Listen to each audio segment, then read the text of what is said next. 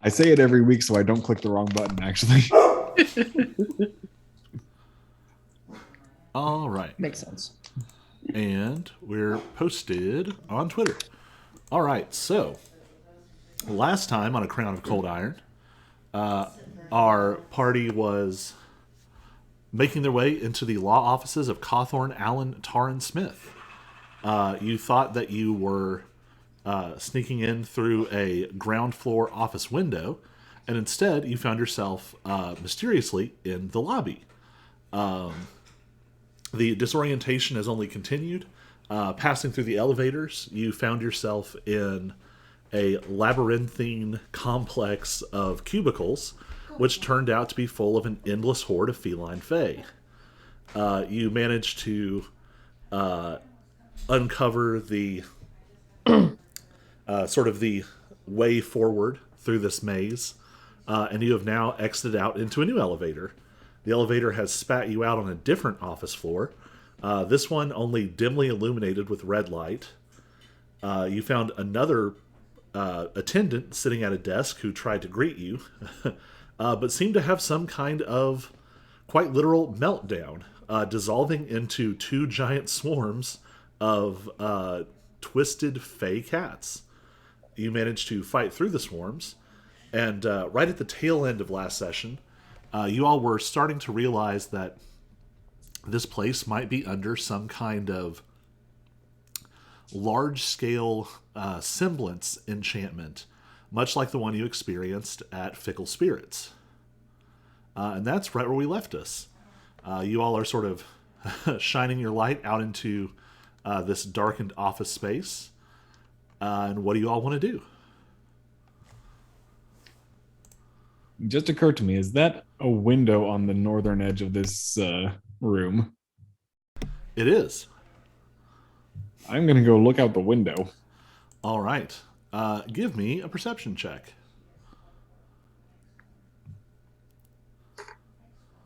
Off to a great start. 6. Ugh. With a 6.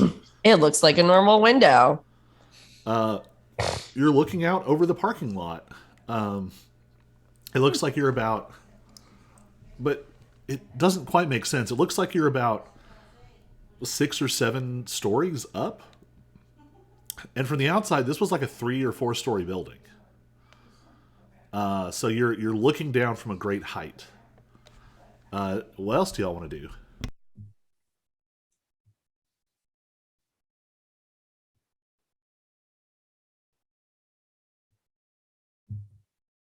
Does it open? Oh goodness.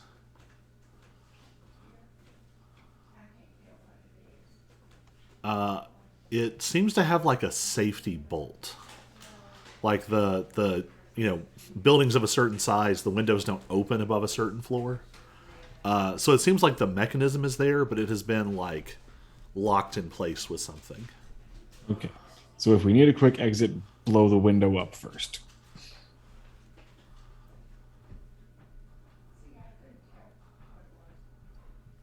What else do y'all want to do?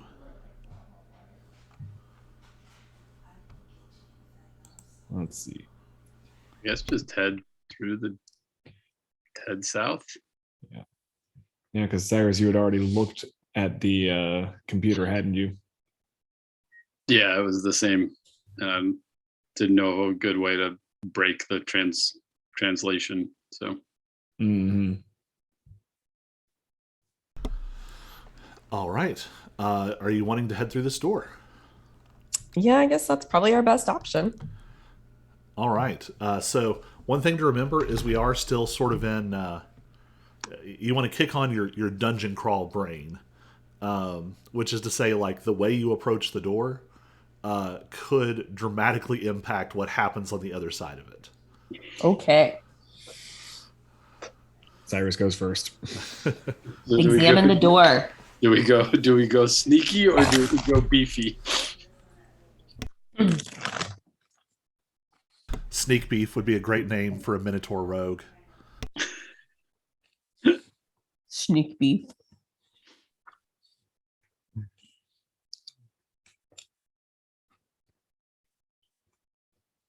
I say sneak personally. Okay.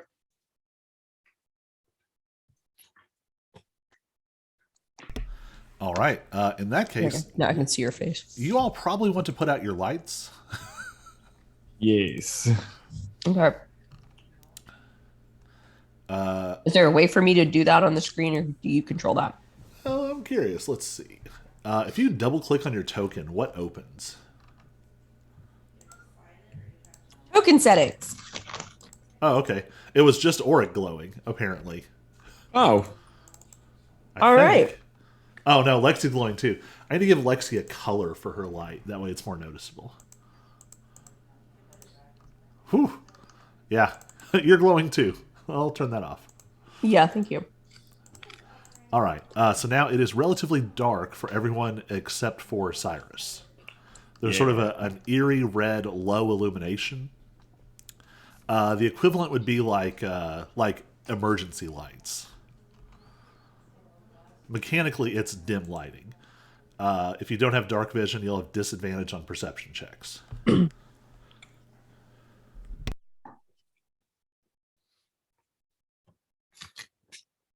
it's dim enough that I can't even see Cyrus anymore. Yeah. Same. Cool. Yep. It's confusing to me because I see collectively what you all see. So if at least one person has dark vision, I can see their dark vision. So I have to go look individually to see the rest of you. All right, All right. so sneak. Yep. So All I'm right. gonna sneak through. Are you doing anything with the door as you go through, or before you go through? Yeah, I guess I'll examine it to make sure there's no surprises. All right. Give me an investigation check.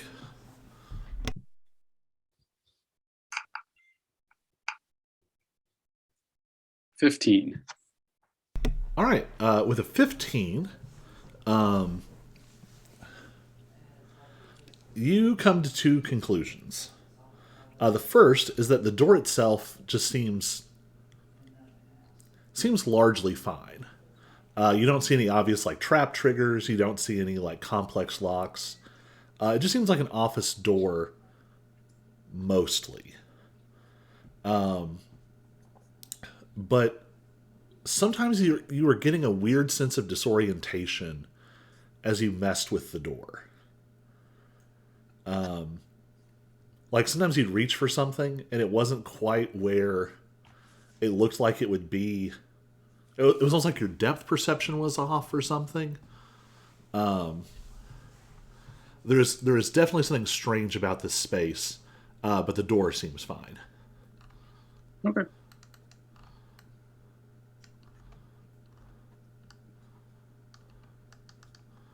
You gonna sneak on out? Yeah, I'll head through. All right, give me a stealth check.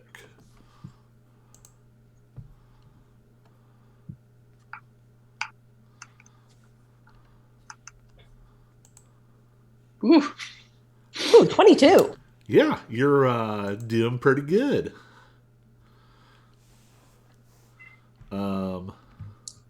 that's a 14 because of a natural 4. Ooh.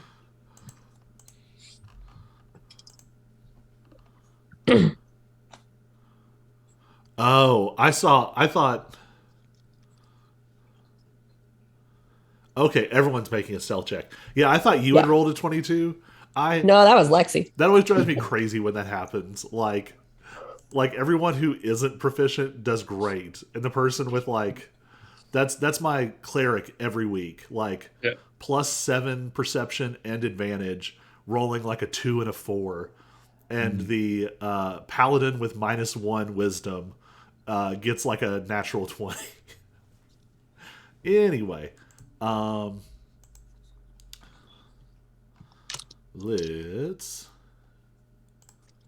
see what you're rolling against.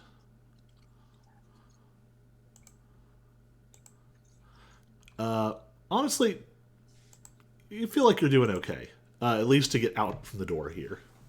So So if y'all want to poke your heads out and kind of get a lay of the land a little more.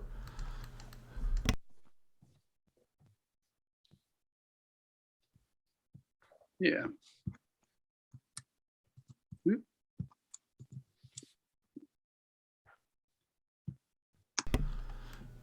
This room looks a lot less unusual than the other. It gives you more of the appearance of like a standard set of cubicles.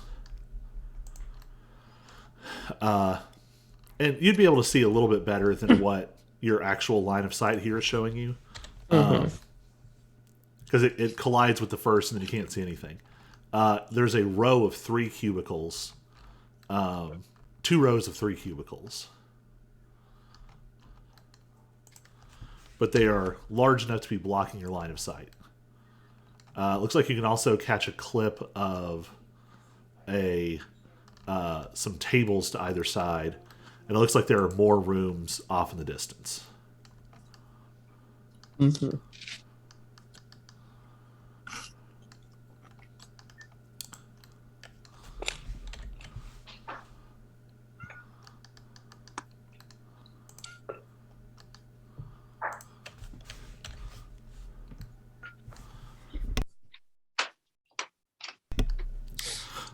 So the red lighting in the near darkness puts a strange spin on what otherwise would be a very boring sort of environment. All of you have probably been in an office for one reason or another. Cyrus certainly more than any of the others. But this would be mundane, but the red light and just this, there is an unsettling vibe to this place.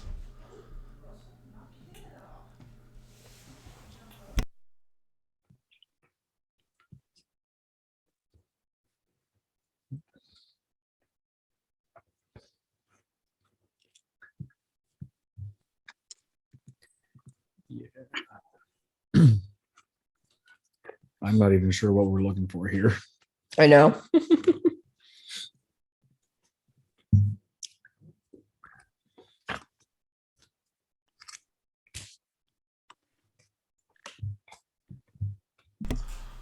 I think Cyrus is going to head towards the north end.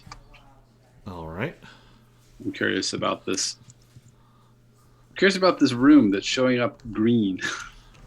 Yeah, this would be something that Cyrus would definitely notice. That sort of green light, it looks like a computer room. Okay.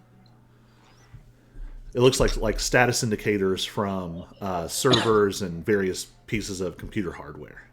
Okay. Yeah, where's my mouse? There it is.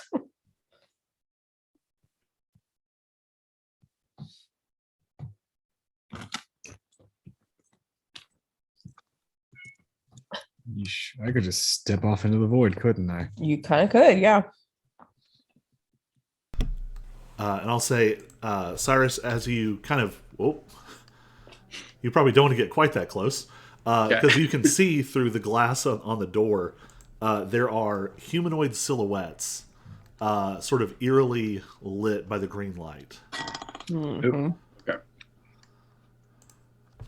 I would also say, everybody give me a perception check. And you said disadvantage if I don't have dark vision? Actually, in this case, dark vision isn't going to matter. Okay. 8. What did I get? Stop. What did I get? Because I can't see it. You and I both got an 8. Okay. Well, then Zoom Thank you. decided not to let me move it. So, Oric and Lexi, you all are just thrown off by the fact that it is incredibly dark here. But Cyrus, again, this is your atmosphere. You have been in a lot of dark office buildings you weren't supposed to be in. Like, this is just another Tuesday or Monday, I guess. So one thing that strikes you as really odd, now that you're standing close to the cubicles, you just hear like people typing away. You hear like some low chatter. You hear what maybe sounds like someone playing like a little bit of lo-fi at their desk. Someone else is playing like talk radio. And especially on a 22, there is a gap between what should be happening here and the audible feedback that you're getting from the space.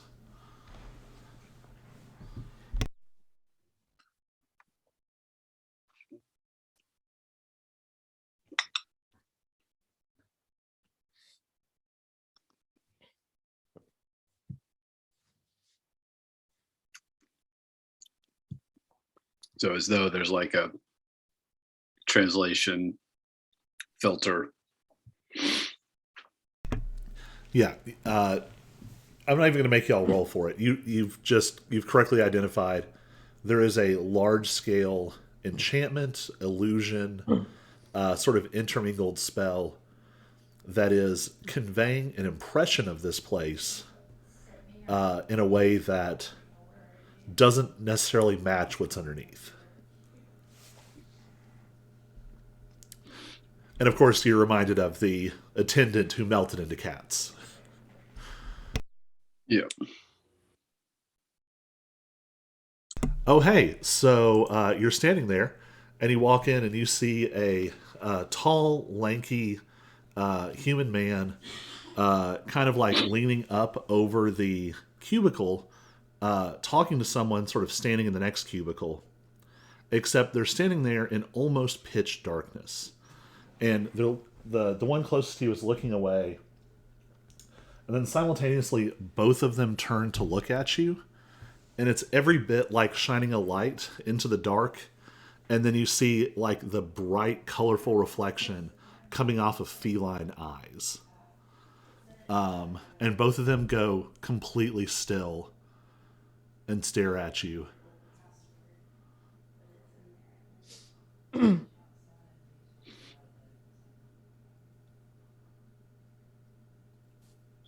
Should take. Oh, wait. All right, step back around the corner.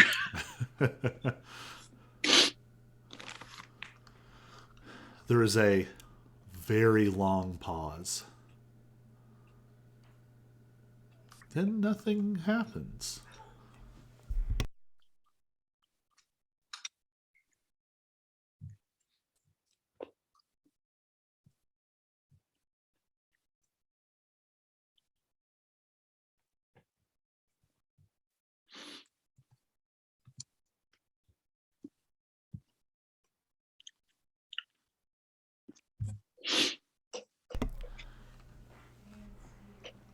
So I think Cyrus will step back up to the group and relay that there's definitely at least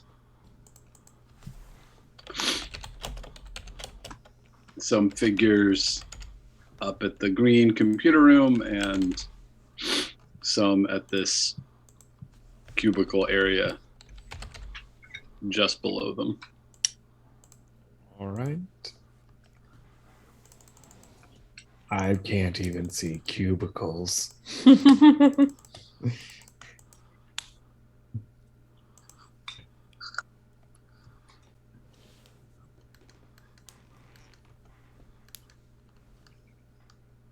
Any idea on what they're doing?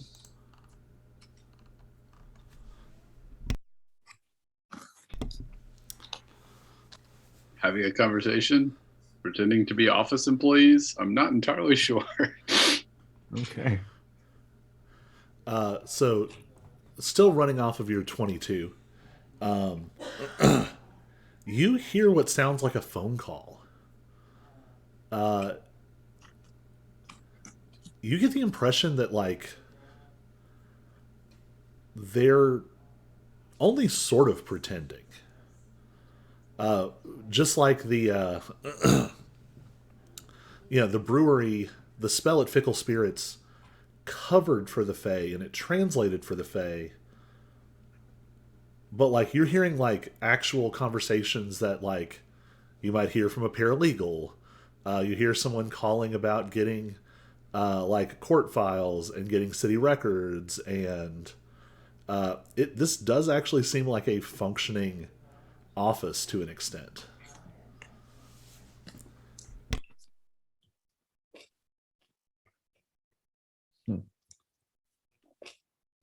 Just functioning in pitch black at like 1 a.m.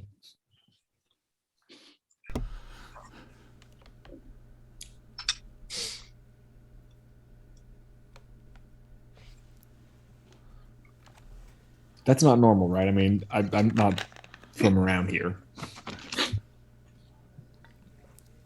None of the other lawyer offices I've broken into keep those hours.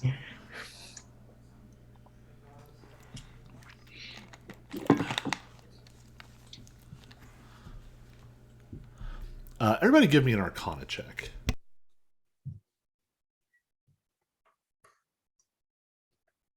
Okay, 14's not bad. 13. 8.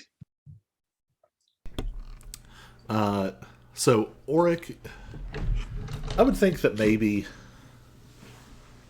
Oh, I know how this would have gone. So you all brought Vela along on the somewhat ill-fated adventure to Fickle Spirits, in which Auric nearly died. And you know that she spent quite a while afterwards researching this kind of magic. She was very impressed as you told her more about the scale of the illusion that was in place here. And she was able to pull up records of like old enchantments. This kind of magic would have been much more prevalent pre-sundering. Because obviously, like, the Fae haven't needed it. They haven't had to hide themselves for 1,500 years. But historically, like, this is how they would hide a village of Fae, or, a Fae enclave, or, a tower, or any number of things. And two things stick out. One, these spells are not all created equal. What you saw in Fickle Spirits was, almost just a translation spell. It was a really good translation spell, but it wasn't even like hiding their physical forms because they were possessing the workers. Your immediate read is that this is on the much higher end. This is covering a huge space. It's covering a ton of details. And notably, unlike Fickle Spirits, when you noticed it there, you broke through. And you could see and hear things for what they were. You all figured out what this was like 10 minutes ago. And it's still mostly in place. The edges of it are kind of wearing a little bit. You're seeing some weird distortions and things. But for the most part, you're still stuck in it. The other big thing that you would remember is oftentimes these have a tangible focus somewhere. In Fickle Spirits, it was actually the old packed brew bottle was the focus. But you all didn't end up needing to go find it and destroy it. Something in this space is physically anchoring big parts of this spell. And if you were to remove that, it would probably make finding out what's actually here a lot easier.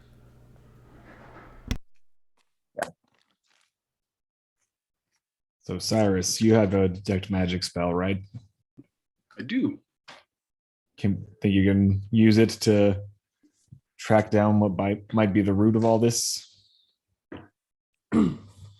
Assuming it's even on this floor. Yeah. I can certainly try. It might light up. It might light up with a whole lot of things. Yeah.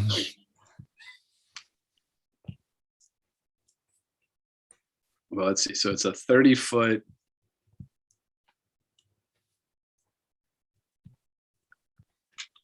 "30-foot sphere, so we might have to prowl around with it for a little while. Sounds good.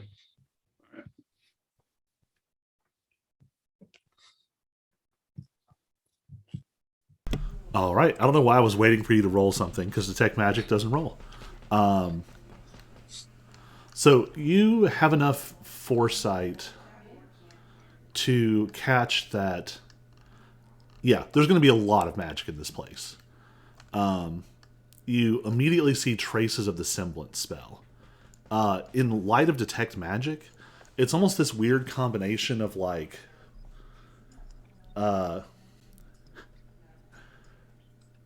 almost imagine like old 3D special effects where they're like wireframes.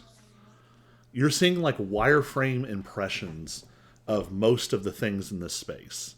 And then dancing over their surface, it almost looks like fairy fire. It's this like twinkling, shimmering strand of multicolored fire. And you recognize it as these together are the components, the pieces of this semblance spell. And it's just everywhere. Another thing you notice, there is a telltale element of conjuration magic in this space. Specifically, the kind associated with creating and maintaining an extra-dimensional space. You have, just at a glance, you have wandered into a demand. Probably as soon as you pass through the window, which explains some of the weird physics of that. Something else you notice, you're going to need an Arcana check for this one. Give me an Arcana check. We'll say it's with advantage because you're...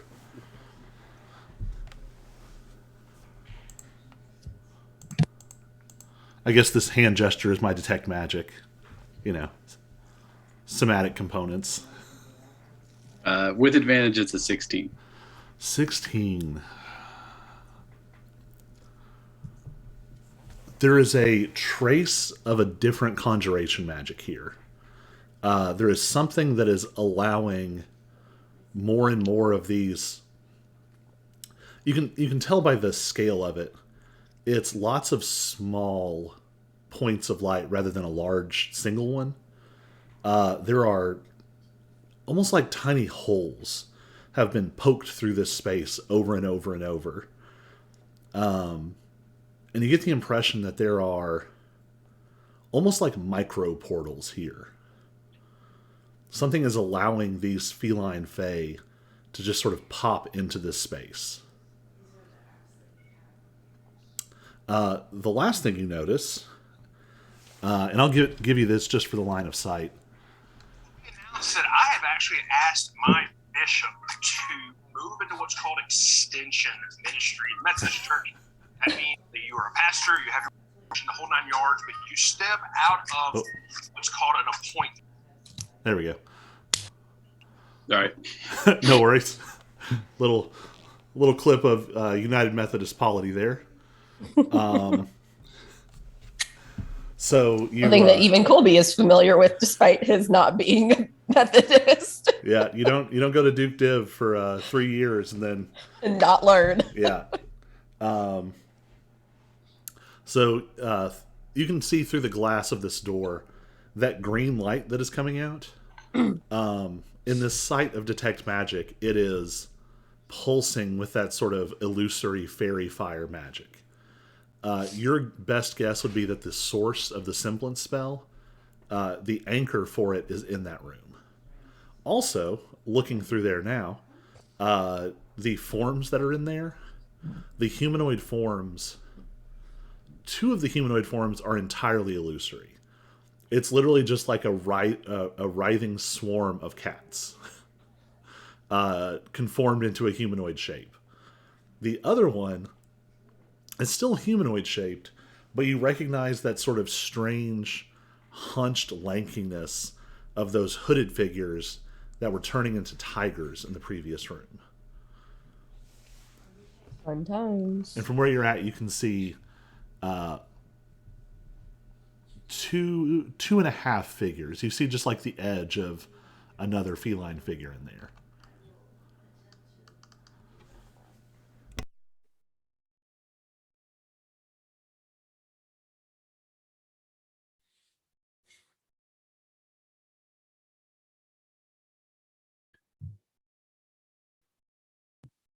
So that's where things are happening. The question is, if we start there, will we be swarmed by? Right.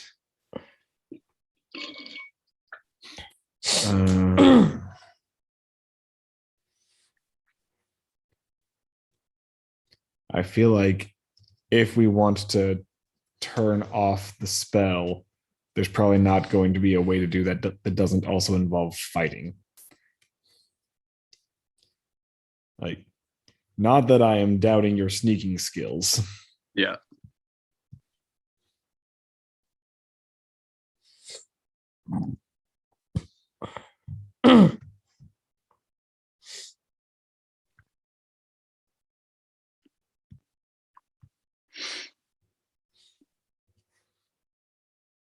Do I have the same sense in this? Does Cyrus have the same sense that opening that doing rope trick in here would have the same like extra dimensional risk that doing it in the bar did? Yeah, layering extra dimensional spaces. Best case scenario, it probably just doesn't work.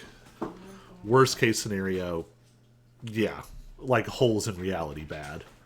Okay. So otherwise, I would say we could like fireball and then like pop up into the rope trick and try to do something funny that way. I mean, you all would all be able to guess. It's very hard to out shenanigan the Fae. Like, it's very possible that you would come back and, like, the space under the rope trick would be like a pit of lava or something in every direction. Like, you know, their propensity towards deadly buffoonery is limitless.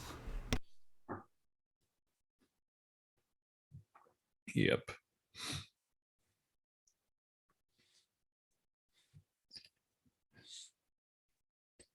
So I think the only question is, do we want to try to talk first, or do we just want to go straight to murder? I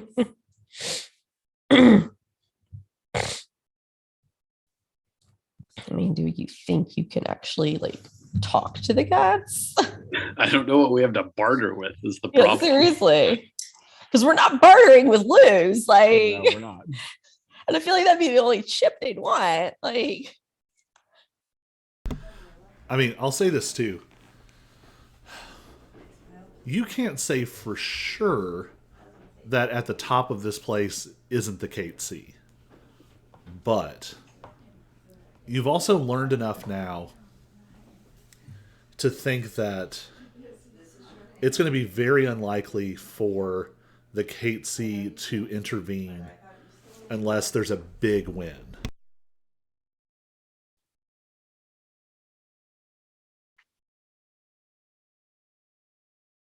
Because they're way more worried about the queens and the nobles than they are about you. Yeah. it's true. Do we have any Girl Scout cookies?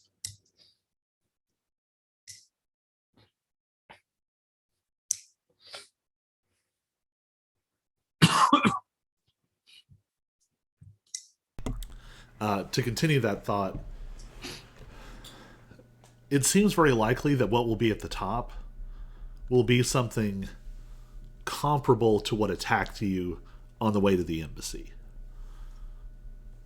Probably not Yeah. that particular kind of fey feline, but perhaps a lieutenant of the Kate Sea running this particular branch of the operation.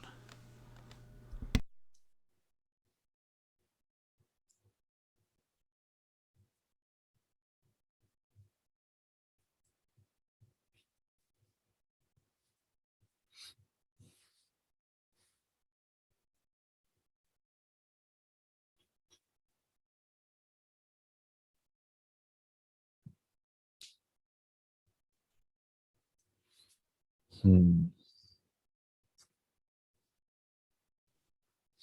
torn because like my whole plan in breaking in was just to try to find information or leverage. It wasn't necessarily to get in a big fight. Yeah. But now that we're here, I don't know that we can find anything or understand anything until we turn the spell off. So Yeah.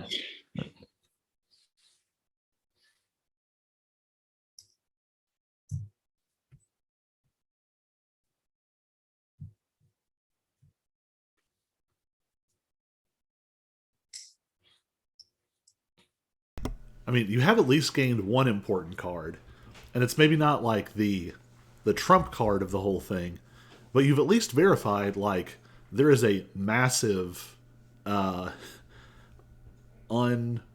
unverified, or sorry, you have verified that there is a massive unknown operation of Fae in Queensboro that is certainly not supposed to be here. Hmm. So even if you just walked out with that, it would be something. okay.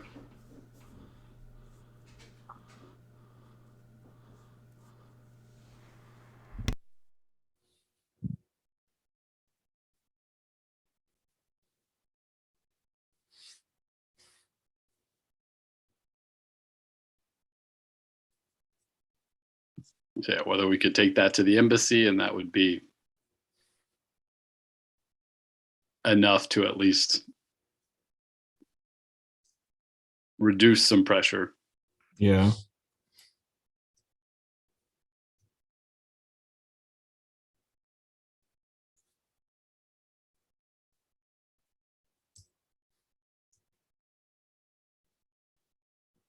Yeah, because you're right. We were just here to gather info.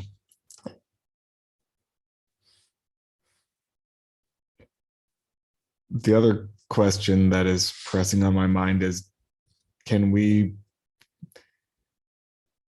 be certain that we can actually get out? Mm. Not necessarily. Yeah. We may not be able to get out of here without, I don't know, without ending the spells.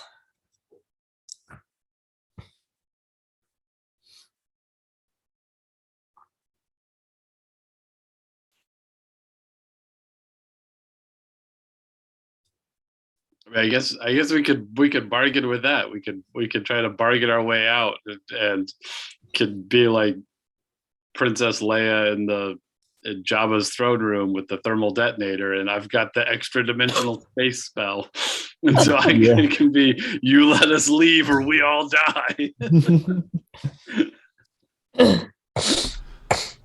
I mean, another consideration too is, you know, the Fae that caught you outside the embassy.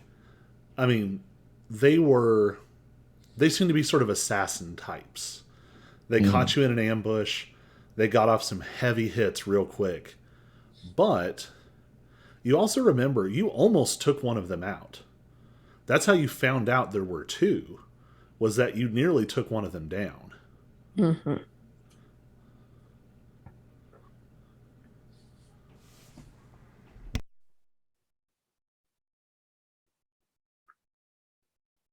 Hmm. Yeah, I'm just worried about the micro portal. So like if it's like the last floor where every round we were adding new cats. Right.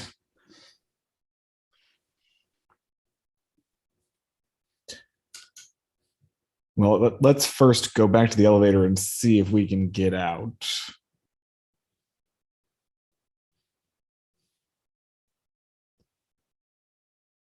I mean, That's even if we get down the elevator, I can't remember. I'm pretty sure Cyrus tried the front door in the office and couldn't get out that way. And the Oh. window disappeared as soon as he got in.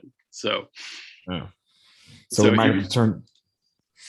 yeah, even if we can operate the elevator, I still don't know how to leave.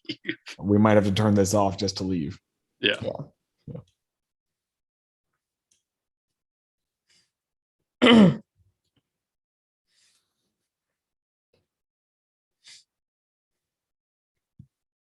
So alternatively, if they don't know we're here, we could like try to set up a, you know, 1, 2, 3. Fireball, sneak attack. We could Lexi definitely do charge that. in. Surprise round. I mean, I am always a fan of Fireball.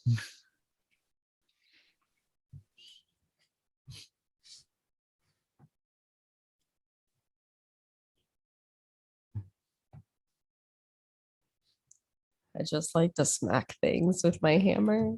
All right, time to go loud.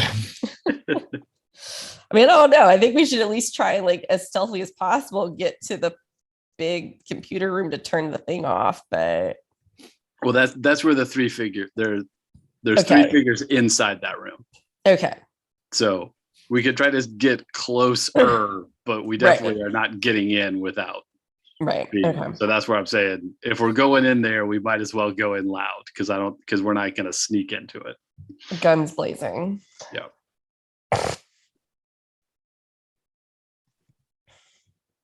Okay. So, Colby, did you say that I saw it's a glass wall? So it's not like an opening. So I should have turned off my rage. Let me double check how I got it set. It is a glass door. Okay.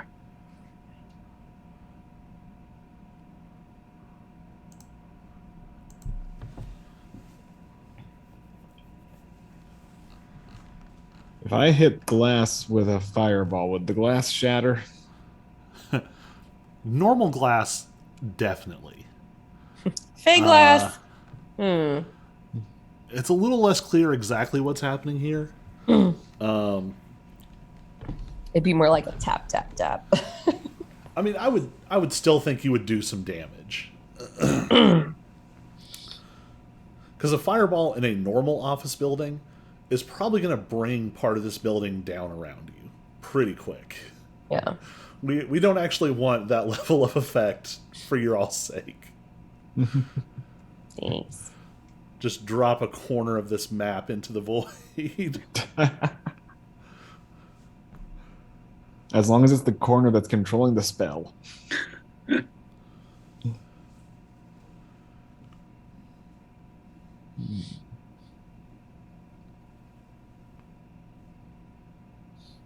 All right, going loud.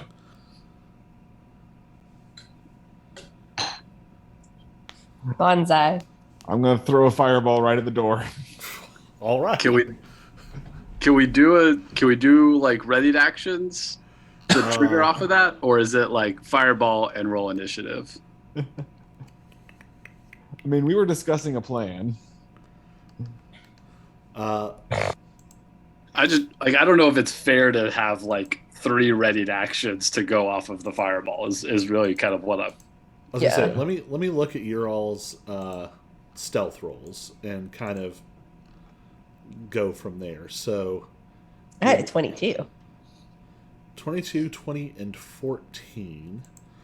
Let me have someone in that room roll.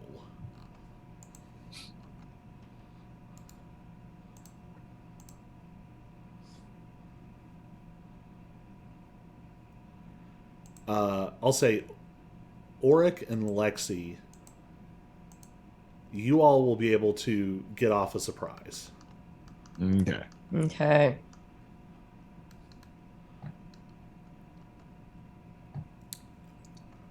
But also remember that your surprise is like 1 action or bonus action. Although we're Yeah. playing a little fast and loose, because I guess technically there are no surprise rounds. Only the surprised condition. Yeah.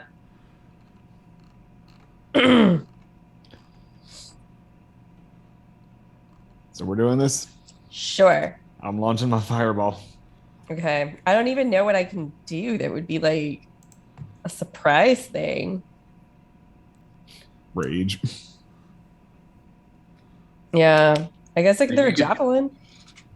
Oh yeah, assuming the glass breaks, or like try to just charge in. But I don't know if you want to just Yeah. be standing there and then. Yeah, because there's not an open door, is there?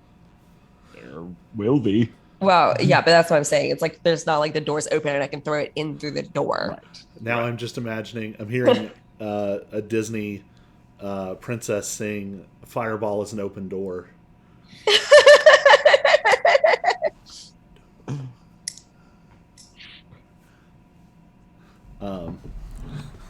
And flinging fireballs everywhere. All right. So is that how you want to kick this off? I think it is. All right. Roll for initiative, Okay. and then I will start Woo. rolling dexterity checks. 11. 13. And yeah, Lexi is going to go ahead and rage. Oh. And go ahead and do my fireball damage. Yep. So many dice. So many dice. Yeah, that's probably about average. 27 fire damage. All right. Should we be closer to the door now? Well, the creature in the hood got a nat 20. Oh, damn. The creature in the middle got a nat 1. Oh, And the creature to the other side got a dirty 20. I was going to laugh if it was a 10. 2 saves. All right, and 27 damage. So for half.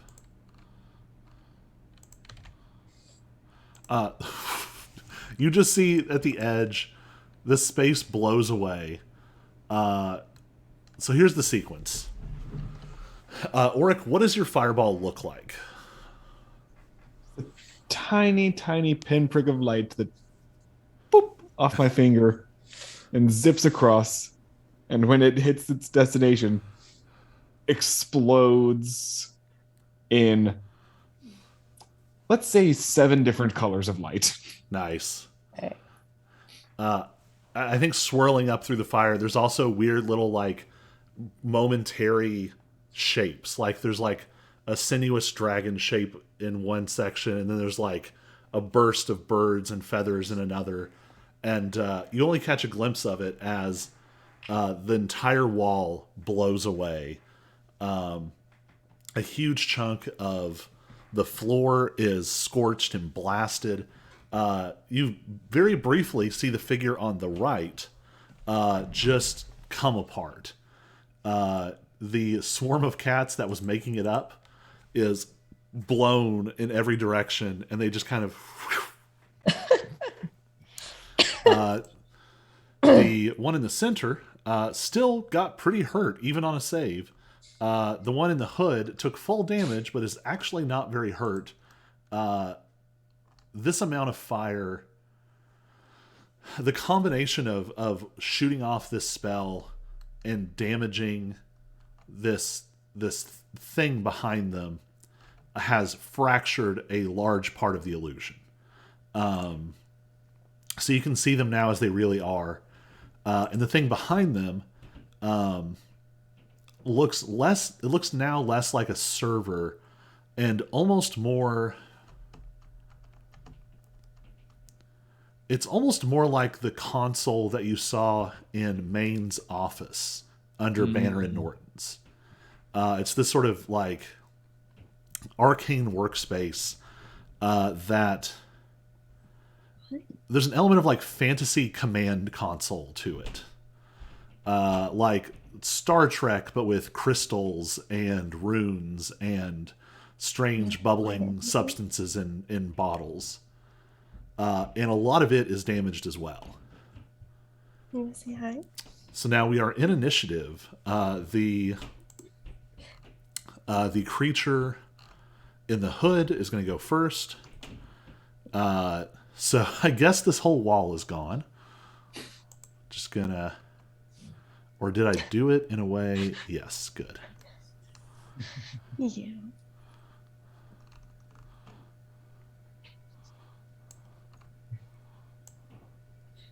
Just hope I don't bug. Yeah. Hi, baby girl.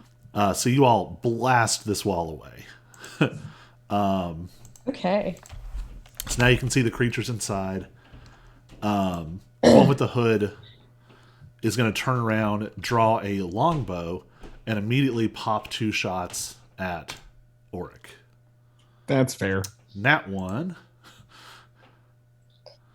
19. That hits. That hits.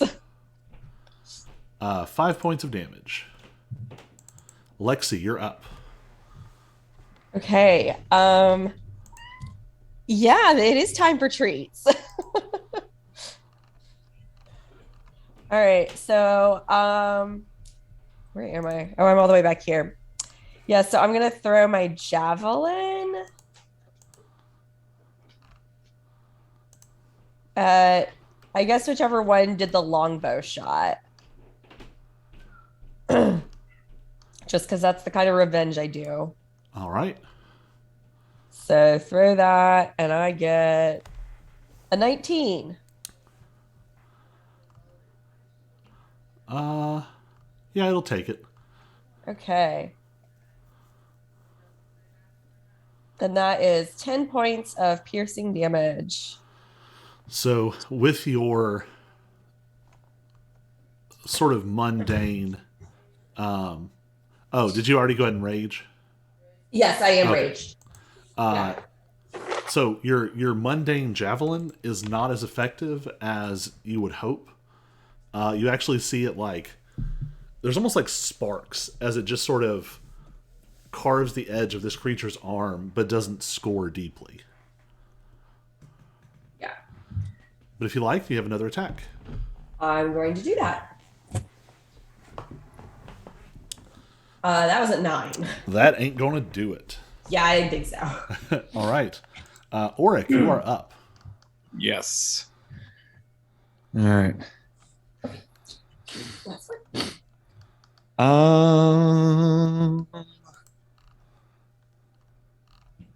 Yeah. So let's see. First things first, get myself closer to a corner because I be squishy. And let's see, how far away are these two from there? 65 and 70 feet. Is that close enough? Oh, that's definitely close enough. So the one that popped off shots at me is going to get a scorching ray in the face. All right. That's right. And scorching ray is actually 3 rays. So I have to remind myself how my spells work sometimes. So it's 3 spell attacks. The first one is a 24 to hit. Oh, shoot. Hey, I forgot something. When you all were on the elevator, I know you were playing around with the marks. Who healed with the mark? I think it was just Cyrus. I think it was just Cyrus, yeah. Okay. So as you shoot your first scorching ray, the creature's eyes are going to flare. And you you have your shot perfectly lined up.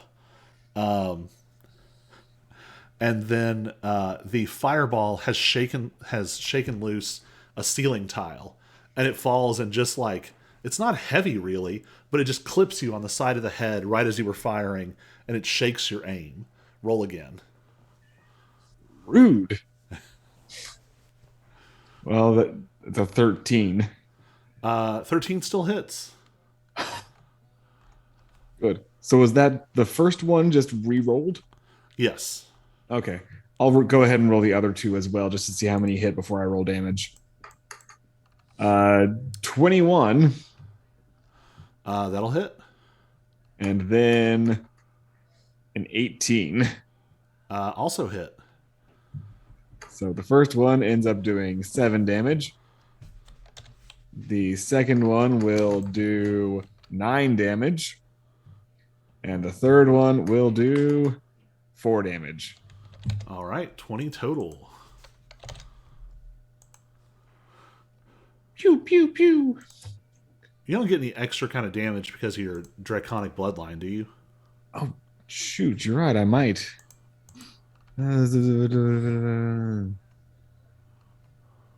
When you cast a spell that deals the damage type associated with 3 more damage. add 3 damage to 1 roll of that spell. All right. It ain't nothing. Yeah. So total of 23 then. All right. It is actually still kind of doing okay.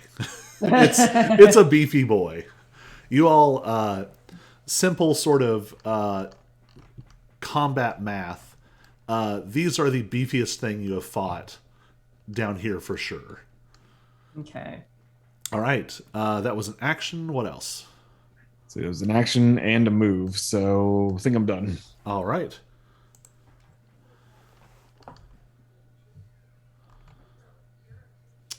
So let's check some movements.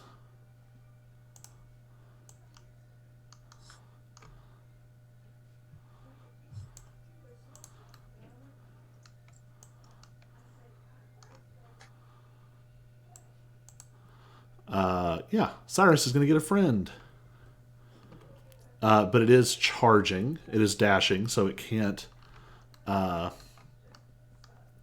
It cannot use an attack this turn.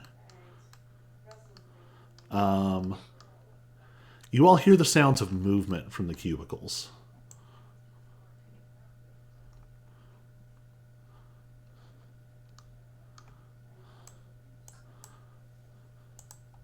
I don't want to hear the sound of movement from the cubicles. You just see flashes of something, two somethings actually, that dart between the rows of cubicles here.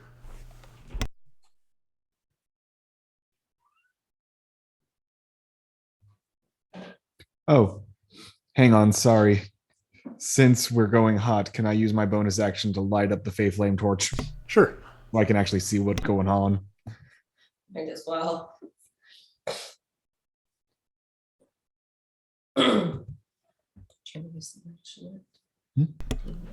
All right. Cyrus, you're up.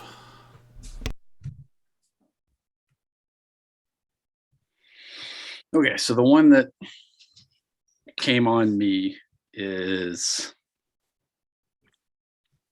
that one that got hurt, or Yes, is that's one that pretty- got hurt. okay.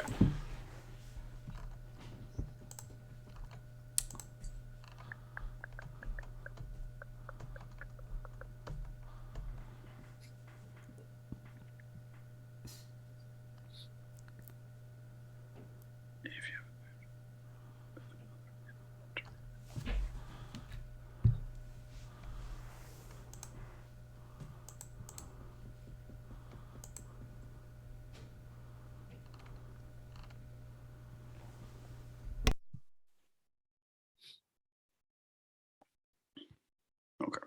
I'm never sure, but I think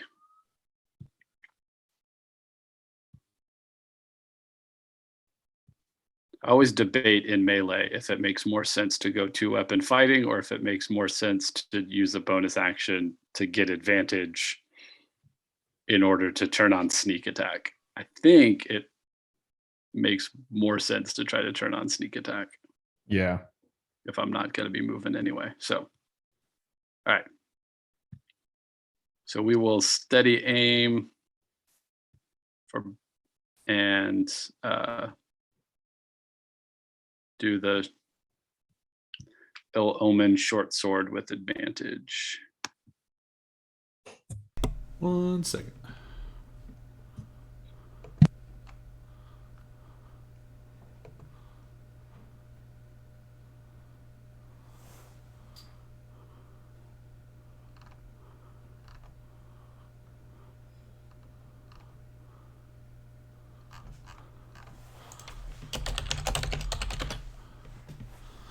I'm trying to find a sage advice column.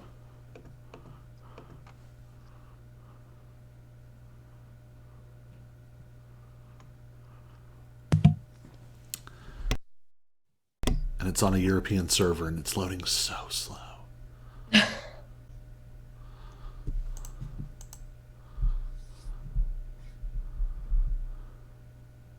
Oh, actually, it doesn't matter in this case. You're.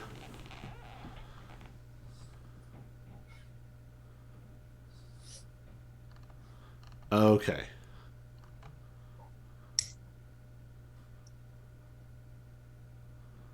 Interesting.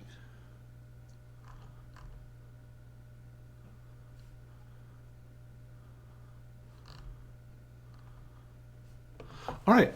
And it didn't even matter for this case. So you're attacking with one of your short swords. Yes. So you line up this perfect shot, and you go to stab out, and what would be fitting?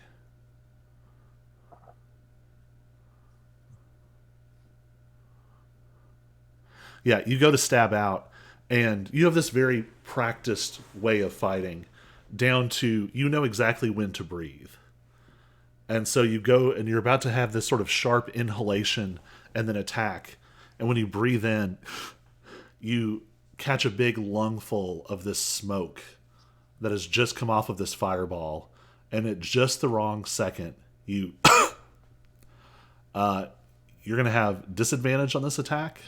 So they're going to negate, and it's just going to be a flat roll.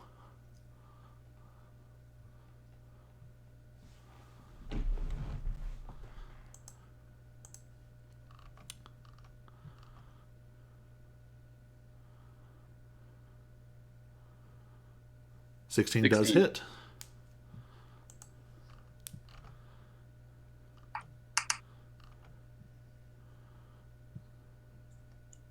$11 damage. All right. And just for transparency, you are the victim of a regional effect that perhaps has something to do with the short rest that you had in the elevator using your mark. Okay. All right. 11 points on that one. It is very hurt. All right, action, bonus action. Do you want to move? I can't using that bonus action. Oh, that's right. Steady aim. All the sounds of conversation in the cubicles have stopped. And instead, they've been replaced by this growing.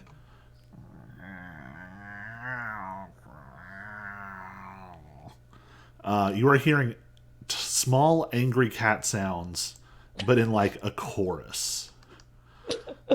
And one of the smaller sort of bobcat-sized creatures. No, those are not the bobcats. These are like the house cat size. Two of them come jumping over to attack Lexi.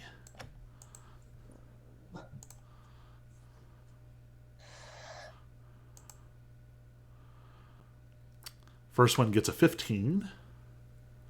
Yeah, that I have 15, so that hits. Oh, second one gets a 16. Okay, that hits. 3 points of damage. And 5 points of damage. They're All right. they're house cats. They're house cats, They're angry and they're magic, but they're house cats. but they're house cats. Yeah, they're trying so hard, poor babies.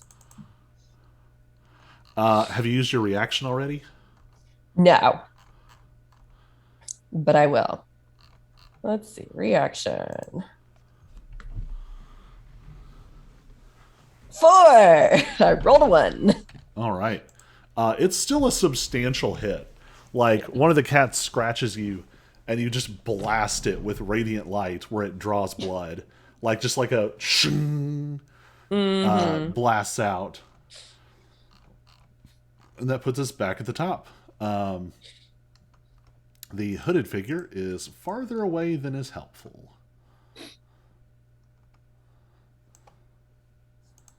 Guess what, Auric? Yeah.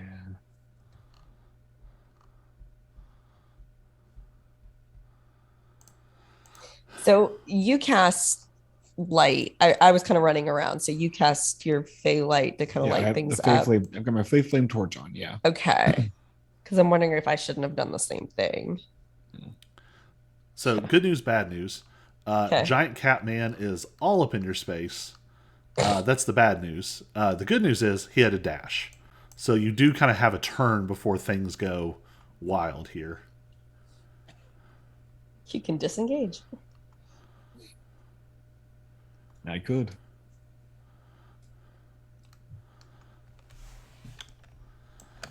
You see another creature, this one taller, sort of dart between the cubicles in the shadows. Lexi, you're up. Okay. I'm going to attack the cats in front of me. I can kind of barely make them out on my screen. So I guess I only hit one at a time, or well, yeah, I can hit one and then the other, right? Oh, Yeah. whoops. Yeah, we need to turn Oryx's light actually back on. Okay. I was like, wait, you should definitely be able to see. Yeah, there we are. Hey. Huh. Yeah, So I you're can still turn in- my light on as well. You're so- still in kind of the dim area, but yeah, Oh, okay. that won't affect your attack. So, Yeah. all right. All right. So get my brewer's mount and slap one. 22. That'll hit. All right. And 11 points of damage. All right, 11 points. You almost destroy one of the cats that's attacking you. Like, knock it out of the park. Kitchen go flying. Whoops. All right. Oh, no, sorry. You do kill the one that attacked you. I was messing with the wrong stat block. Okay. All right. So then I'm going to hit the other one with my next turn, or with my next hit. Yep, the mighty warrior just killing cats like with a golf club. I know. I'm such a great person. That's an 11. 11 just barely misses. Okay. It is relatively quick. So you boom, flatten one and go to flatten the other, and it like sidesteps and it cracks into the floor. All right. Anything else? Oh, no. All right, Auric, you're up. You have one of the biggins in your face. I see that. It has its eyes are burning with this strange blue, like bright blue fire, and it is like looming over you with this dark hood. I don't like that. I'm not sure what to do about it though. Um.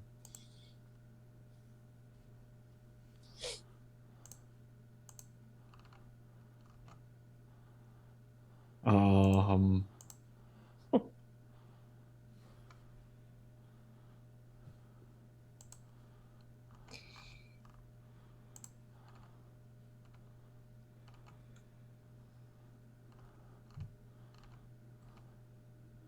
It's worth a shot.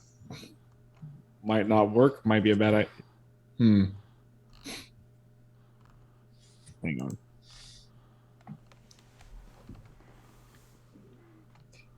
Yeah, I'm gonna be a coward. I'm gonna disengage and run away. All right. And end up next to Lexi and her cat. All right.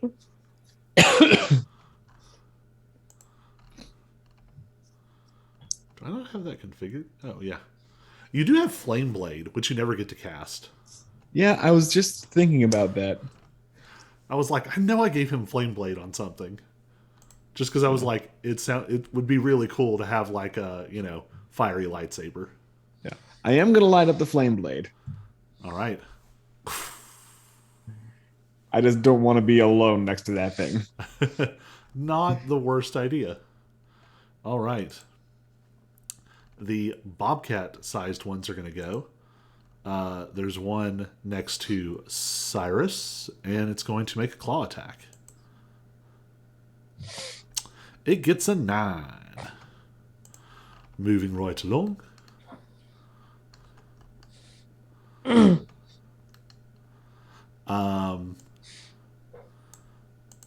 Another one sort of climbs up and over in a very disconcerting way. Like, it's less feline and almost more like it like climbs up and then straight down the side and then out. So it's hanging at this impossible angle as it makes its way down. Cat, you are a cat, not a spider. It also is going to take a claw attack at Cyrus. It gets an 11. There's some irony here. Another one is going to pop out and attack Auric. Yeah. Gets an 11 to hit. All right. Nope. Cyrus, you're up. You have made some bobcat-sized friends. Do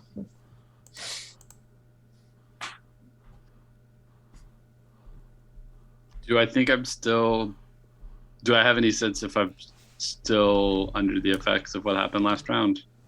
So I would say that you actually saw this when you cast.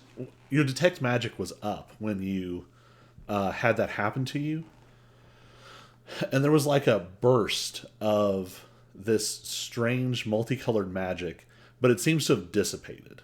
Whatever it was, it was like something marked to you as you rested, and it burned off in that one shot. Okay. I will say, though, you would recognize this because you're very head on a swivel. More than once, you have seen weird acts of ill fate in this place. Weird coincidences, things going wrong in strange ways. So that effect is gone, but you've seen it happen before, and you don't necessarily know if there might not be another source of it around. Okay. All right. Well, looking at so the one that's to the southeast of me Yep. is also engaged with Auric. Yes. So, really, any of them except the two north of you that you can see are engaged. Okay.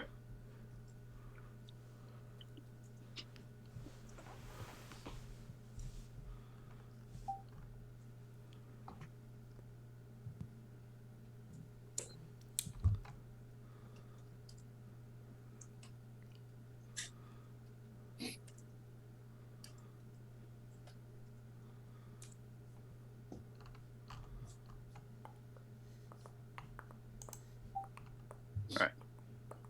So I'm gonna attack that one first, since it's got sneak.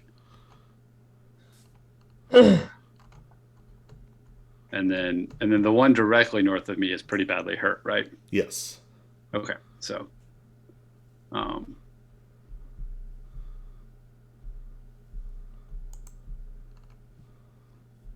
right, so actually I'm gonna attack the one north of me first. All right.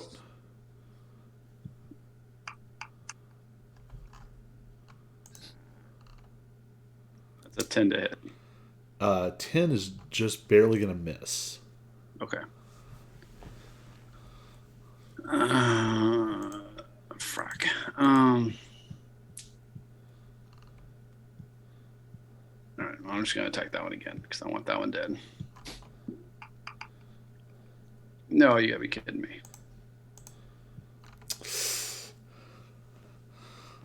Sometimes the dice, they do be like that. Yeah. All right. Not moving anywhere. So. All right. It is the tiny ones. And there's not as many of them left as there were. Yeah. Yep. So, one is going to take a swing at Lexi. Nat one. Yeah, no. Another one makes that weird, sort of sinuous crawl, and is going to come around to here and give itself flanking. Oh. Still has a very low bonus.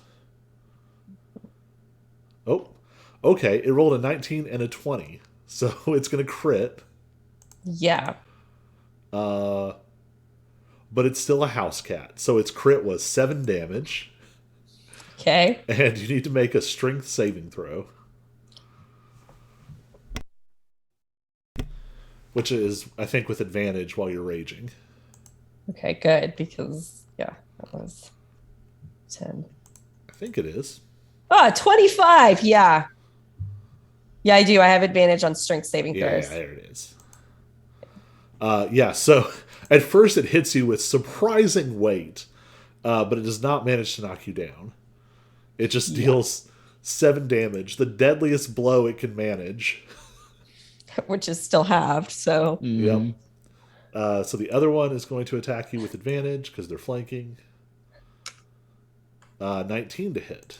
Okay, yeah. No crit, though. So 5 points of damage with its tiny little claws. Yeah, it's like that's exactly. I'm picturing those cats, like the ones that do the patty when they dub it with the patty cake. Yeah, Although it is funny to remember, D&D rules are weird sometimes. A commoner has 4 hit points, which means that a cat getting a crit can kill a commoner in 1 hit. wow. All right. We're back to the top with the biggins.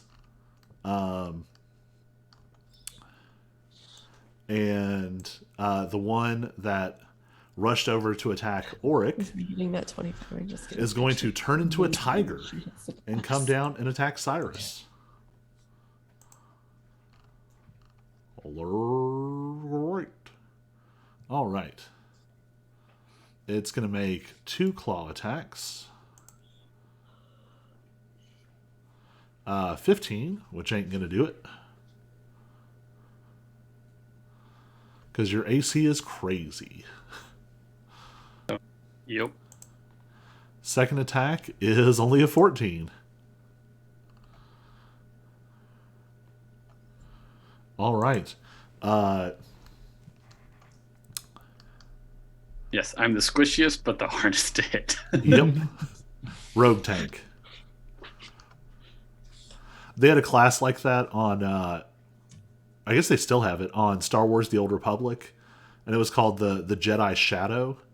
And it was both the rogue and the tank, depending on how you, like, statted it out. But even as a tank, you still got a lot of rogue abilities, which was a wild combination.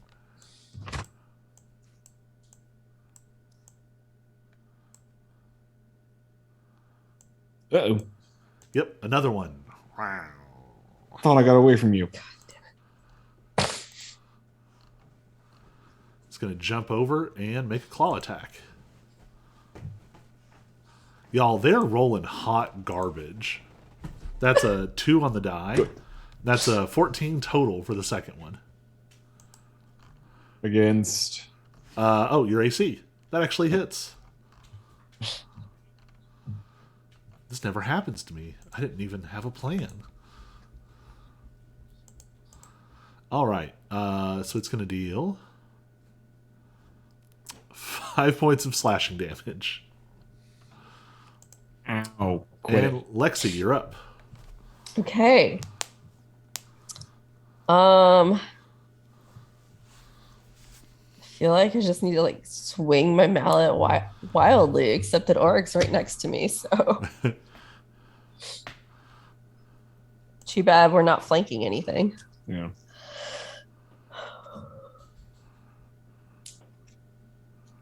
I mean, I guess I'll go after one of the house cats since that's like what's closest to me and what attacked me most recently. So let's see. Attack roll. 18. 18 will hit. And 11 points of damage. It is almost dead immediately. Okay. So I'll go after it again. That's 15. 15 will hit. You definitely kill it And that that's time. 14 points of damage.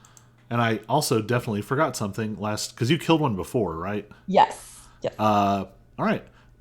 In that case, I'm not going to go back and do it. So which one are you killing? The one above or the one below? I think I would go for the one above. All right. Everybody needs to make a charisma saving throw. You smash it with the mallet, and it bursts into multicolored glitter that sprays all over you. Oryx 22. succeeds. 19. Cyrus succeeds. Oh, you both got 19s. All Yeah, right, we both got everybody 19s. succeeds. Yay! These sparks sort of land on you, but don't seem to sort of take root. Well, that's good. All right, that was both your attacks. Anything else? Nope. All right, Auric, you're up, and you got that flame blade. Yes, I do. And I've got a lot of cats on me. You know what they say. There's more than one way to flame blade a cat. Even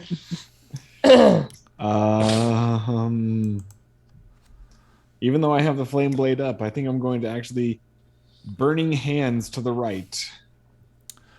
Yeah. So it'll catch So the two bobcat-sized ones? 2 bobcat-sized ones. So a dex 15.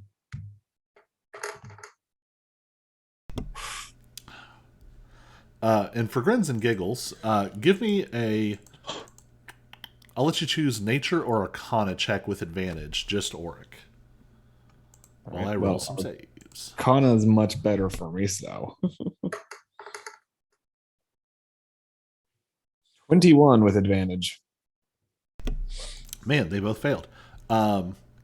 So just for the sake of my own sanity, and because you all have seen this happen a few times, Auric, you have pieced together what these are. We've mentioned before, there's a ton of feline fae, and they just come in a lot of different varieties. But only one of them that you know of can do what these have done, which seems to be messing around with probability and fortune. These are luck eaters. Oh. The smaller ones are the best known. They're sort of like pests. They're sort of like fortune ticks.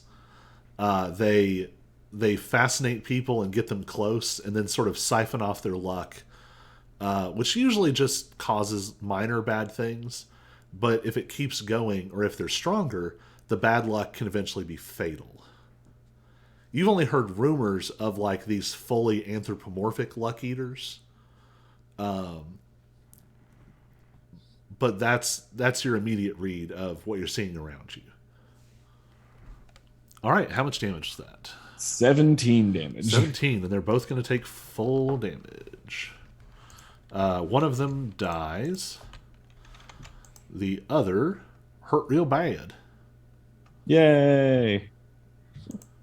Oh, whoops. Nope, sorry. They're both just hurt real bad. Because the one that... the other one is the one that was above Cyrus. Sorry. They're both just very hurt.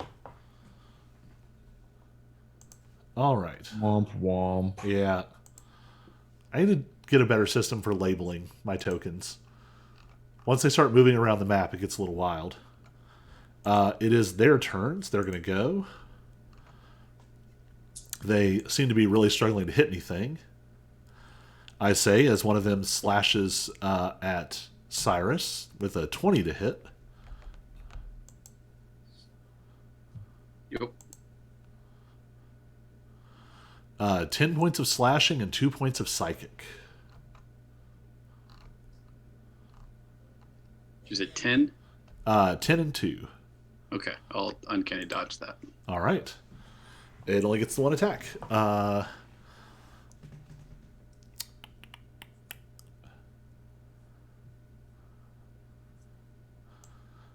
To set itself up with some flanking, one of them is going to move down and go for Lexi with a claw.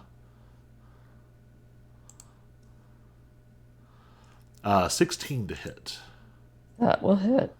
All right.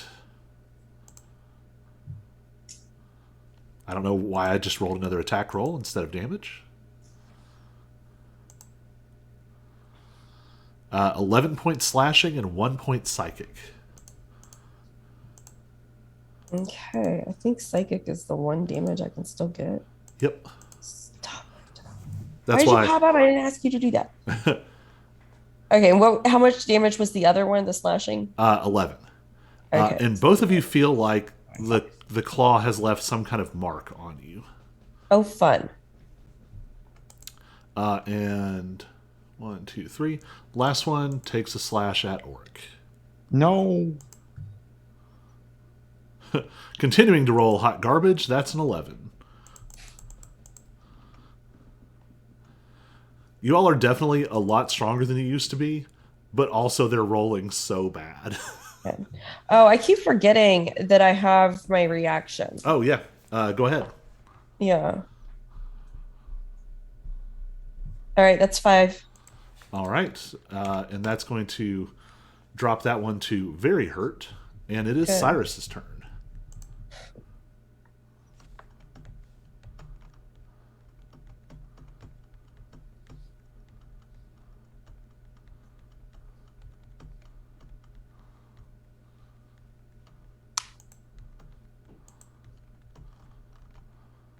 All right, still gonna swing at the one north of me.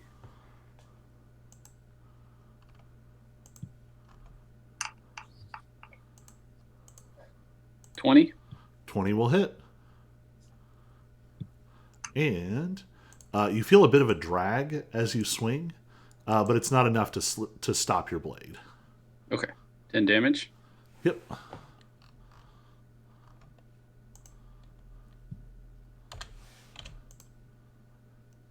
Oh, the anthropomorphic one or the other one? The one directly north. Okay. The one I tried to kill last round. It dies. It bursts apart into a shower of sparks, which means we need another charisma saving throw. Just,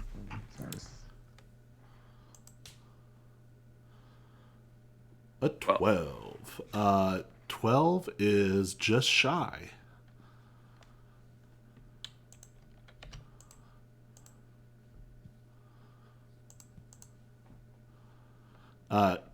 With your... Just because it's narratively convenient, we're going to keep your detect magic on. You, Oh yeah, I forgot to roll for it. That's all right. You feel like you have been marked in some way by this thing's death. Okay.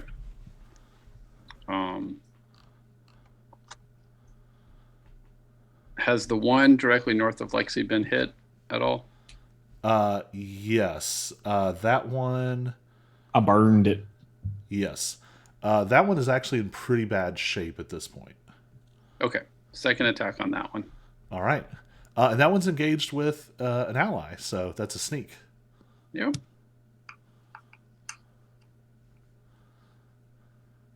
$27 to hit. So, you go to swing at it, and this time it's not even subtle. You go to swing, and it's almost like something shoves your elbow. Roll again.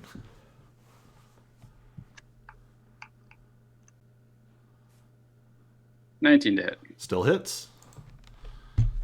And I can't imagine you're not going to do enough damage to kill it.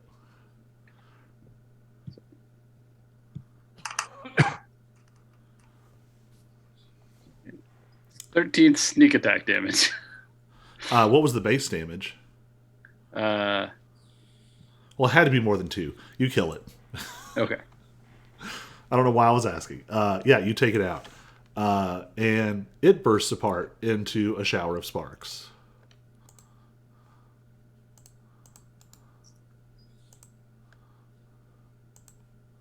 So another charisma save.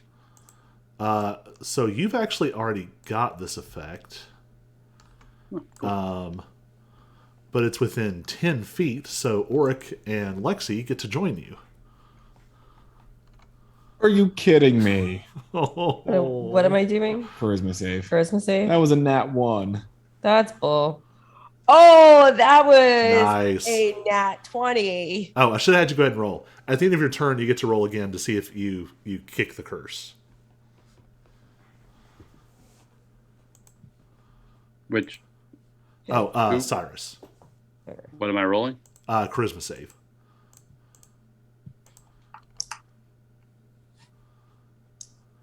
19. Nice. You see it in your sort of vision.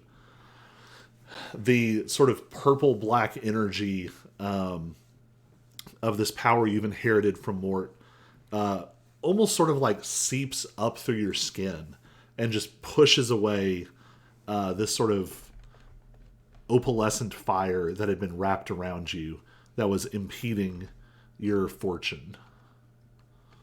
Okay. The last of the active house cats. Oh, do you have a bonus action you want to take? It was second attack. Oh, that's right. All right. The last standing of the little house cats. It's going to continue to desperately attack Lexi. 18 to hit. That'll hit. 4 points of slashing damage. Okay. And I react. All right. How much? 5 points. All right. That instantly makes it pretty hurt. All right. The two biggins are still in the mix. So one is going to take a slash at Cyrus because it's there. It has dropped down into this huge, sort of weird, multicolored tiger form, but the blue eyes are still flaring and burning. What is happening? That's a 7 and a 13. It ate a lot of bad luck. Apparently. Yeah, it ate all my like 2s and 4s from the beginning of the session. Jeez. Yeah, it is struggling. The other one will take an attack at Auric. Oh, yeah, you've gone since then. Lexi, did you kill a cat last turn? Maybe. Oh, this is already cleared. Okay. Okay. All right. Did I already roll to attack Auric? If you did, you didn't tell me what you got. Okay. 19 to hit. Yep. Whew.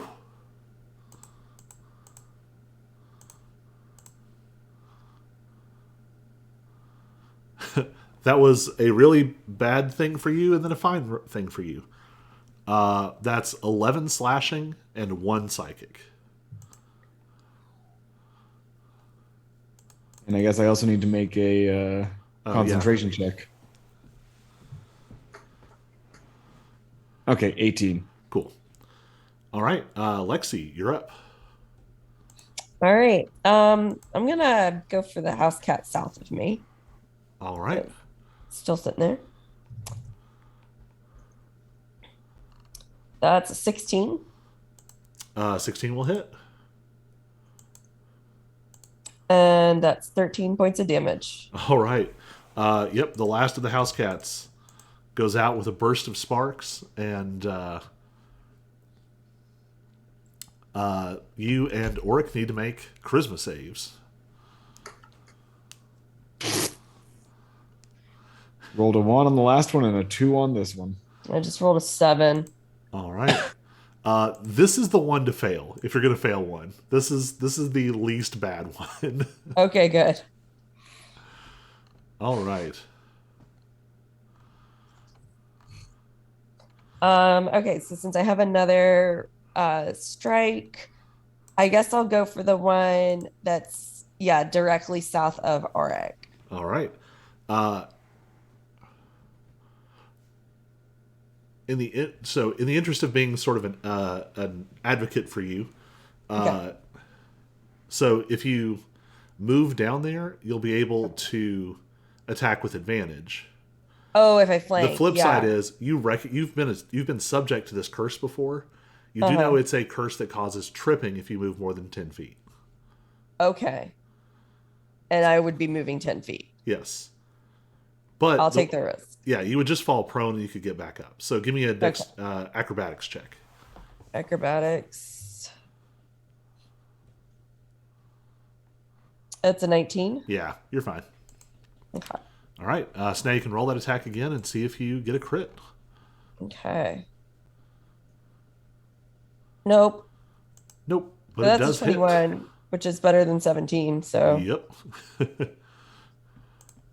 and 11 points of damage. All right. Lexi, so it is then Oric's turn. Oh, at the end of Lexi's turn, go ahead and give me another charisma saving throw. Me? Okay. Yep. 11. That was all Almost you an needed to 18. shake it. Is that what I needed? Yep. Good. Oric, you're up. Okay. Well, I have my flame blade, so I might as well use it. I will use it on the bobcat. All right. I have to find it again. There we go. Okay, 21 to hit Nice. That'll hit. for 10 points of fire damage. And it's a fire spell, so you also get +3. 13 points of fire damage. All right. You carve most of this thing away. It is very, very hurt. All right. Anything else? Nope. All right. That creature is going to go. It's going to shift up so it can attack with advantage. Yeah.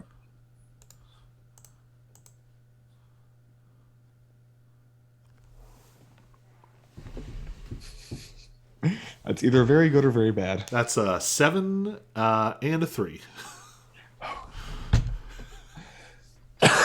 It's profoundly ironic that the luck manipulating enemies are just failing at life. All right, Cyrus, you're up.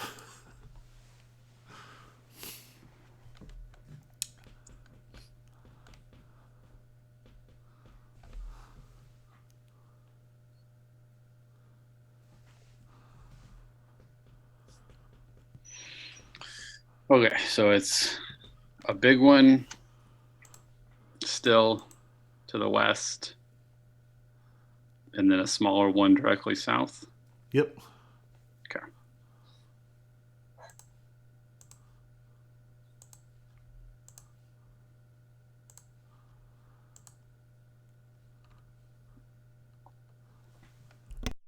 And all right, let's attack the smaller one.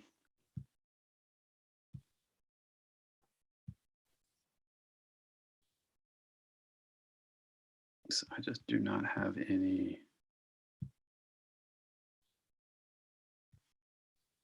I don't have anything I can do against groups, right? Nope, I don't have anything I can do against groups. Okay. Oh,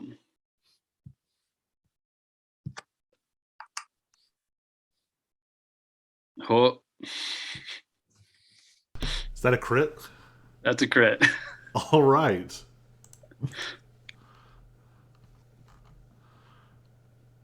How do you obliterate this thing?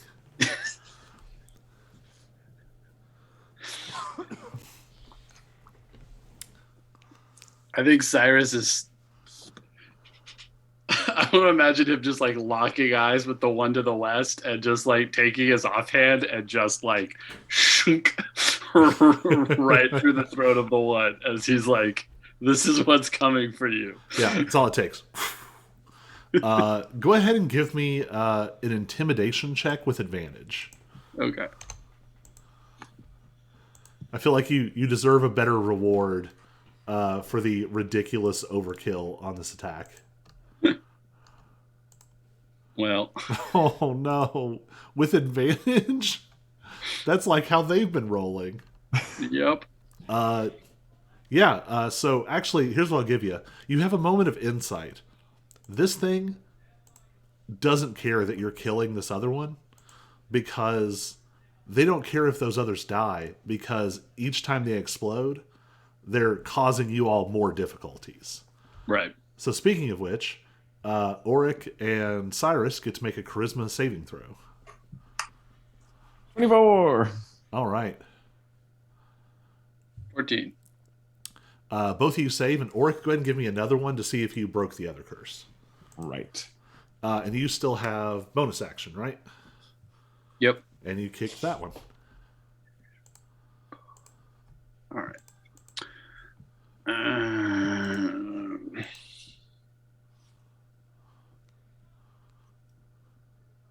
We haven't hit that one hardly at all, have we?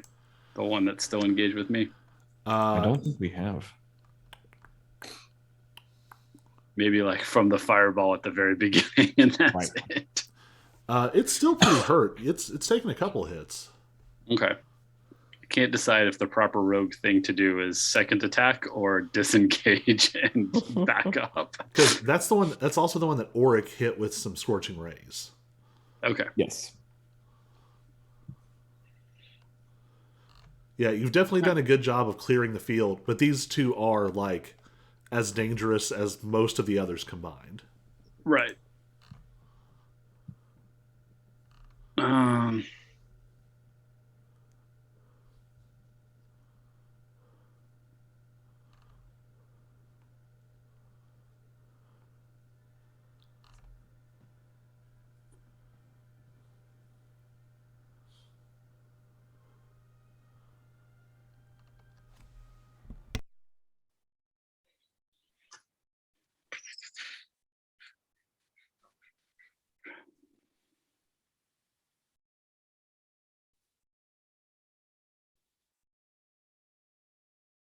Yeah, I think I'm gonna disengage. 1, 2.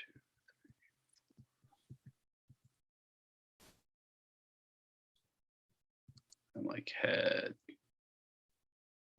there, I guess. All right. So you obliterate one of the creatures and then sort of slip away. There are no more of the little ones. And that was a good thing you moved, because it is the big ones' turns. I think it's going to stay after you.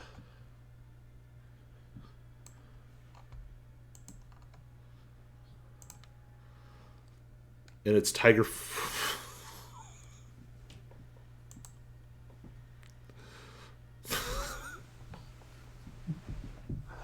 Five and a 3. I don't even know what's happening. Like, narratively, I don't know how to explain this. What you didn't see was before we came here, I made a deal with the beer saw. I mean, I guess in this case, even though your intimidation check didn't do great, you've got your detect magic running. There is a friction between the magic that sort of permeates your abilities and the magic that these fey felines are bringing.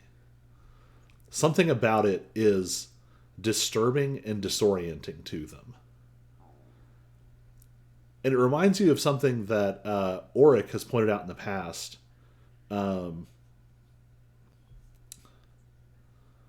There are things that even the Fae are afraid of. And the place your magic comes from might be one of those. Which is still to say that I'm rolling hot garbage. So, the other one attacks. They can no longer get flanking. They're having a bad day. First claw attack against Lexi, 24 to hit. Oh, yeah, that'll hit. 7 points of damage. Oh. One against Oric. That's a crit. Oh, no. I complained and then they rolled a 19 and a 20. So I don't even know what's happening narratively. I'm not scary.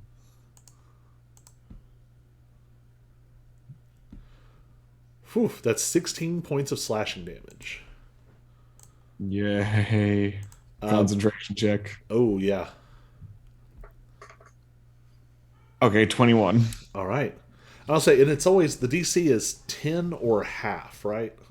I think so. So even a 16 isn't that substantial a hit. You got to get over 20 to start Yeah. being meaner. Lexi, you're up. Okay. I'm gonna slap the one that's between me and Auric. All right. You would have advantage on this first hit, but it's going to burn one of its abilities. Okay. You feel a tug as you go to swing, and its eyes burn blue. So just go ahead and roll it flat. Okay. 17. You still hit. All right. And that's 10 points of damage. All right. Swing again. I am. This one will have advantage. Okay. That's a dirty 20. And that's 15. So dirty 20. All right. And 16 points of damage. Whew. You just chipped away a large part of it. Okay. It's not dead yet, but we're getting there. We're getting there. All right, Auric, you are up. I am up. Do I get advantage with my flame blade? You would. Perfect. Ho ho ho! 24 to hit. Nice. That definitely hits. 13 points of fire damage. All right. It is starting to be relatively hurt as well. We zoom down to Cyrus. You have a giant multicolored tiger chasing you around this room.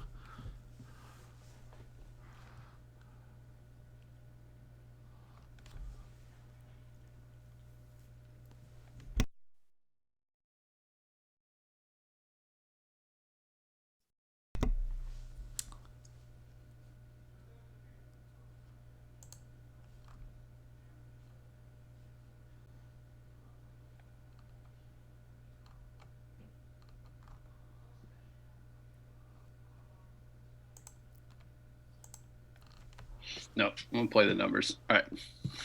We're gonna kite the kitty. So I'm gonna disengage.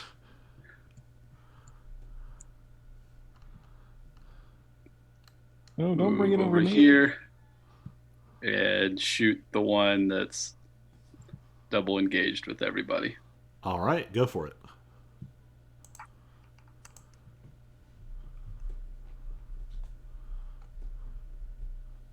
Haha, there you go. Second nat 20.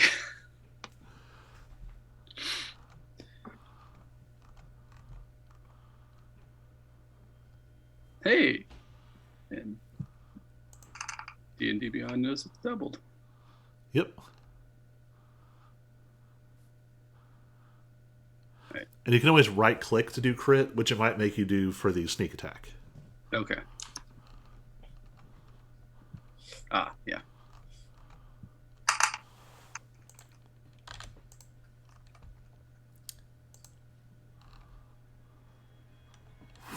Oh. Yowza. 37. Damn. I'm sorry, 8d6? Also, we did you get the critical hit with a short sword last time? Yes. So I don't know if we've ever gotten to use this. When you score a critical hit with the bow form of Ill Omen, Oh, yeah. you become invisible. Sweet. And Very it's nice. a good time for it. Yeah, you blast away like half of its health.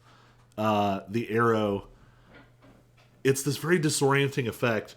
It's almost like you pull back, and when you let go, your silhouette dissolves into black smoke and almost gets like pulled into the arrow, and you disappear, and this smoking arrow just like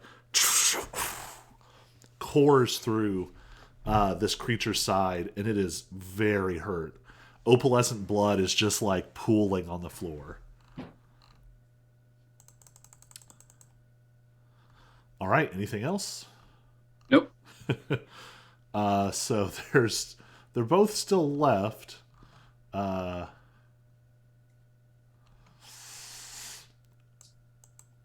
Yeah. Some unintended consequences here.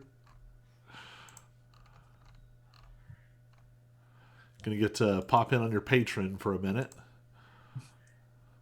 So it's going to make a claw attack with advantage. And at least it hit. That's a 19. Yeah. Damn. Minimum damage on the claw. That's 4 slashing. And let's check the psychic. 6 psychic. That's exactly enough. Oh, I am at 0. all right. So this creature bears down and tackles you to the floor, and your head cracks against this hard flooring, and you slip into that now familiar black space, sort of filled with obscuring mist. The Here other we one, go again. Hi, Mom. the other one, it doesn't know Cyrus is there, so it's going to try and move away. Are you going to take an attack of opportunity?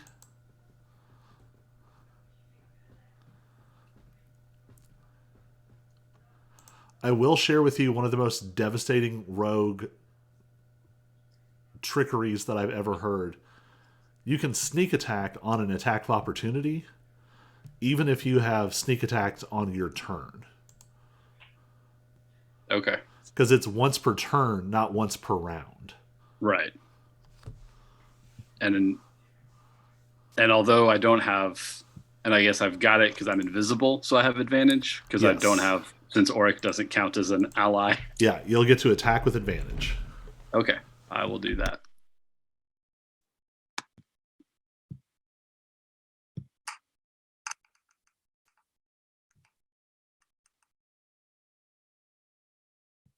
$22.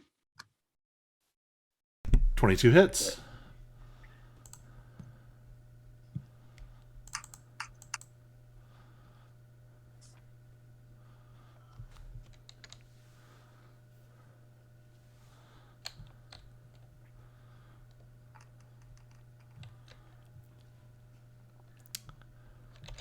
Nice. 20 total.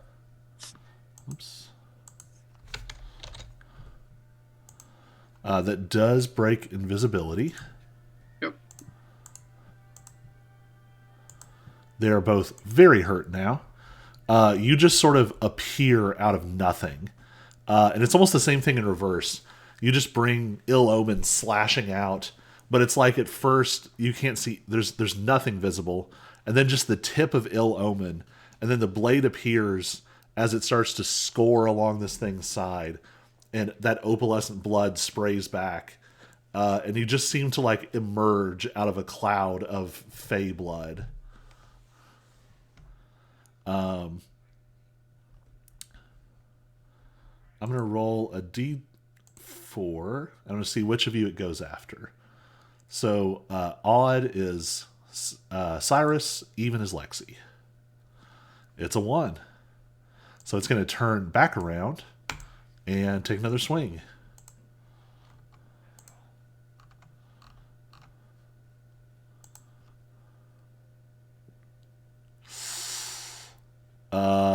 It got a nat 20. This is like dueling nuclear warheads. Seriously. 12 points of slashing.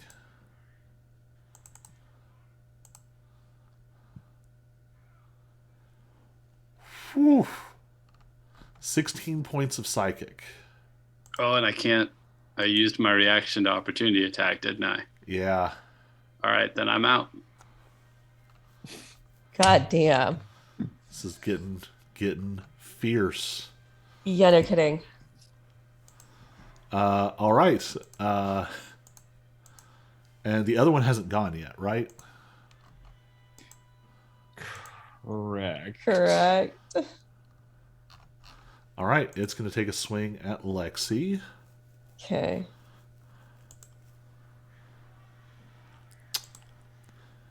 That's an 8 and a 23. So the second attack will hit. Okay. 10 points of slashing. And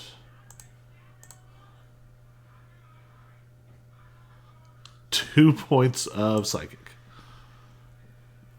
And react. And react. All right. 8.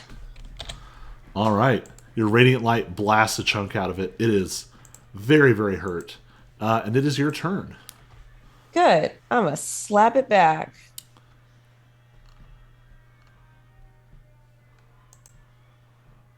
Uh, 26. 26 will definitely hit. 10 points of damage. All right. And I slap it again. 10. You smash through this thing in a shower of sparks. Okay. Now we're going to have a very important charisma saving throw. Yeah, no kidding. 14.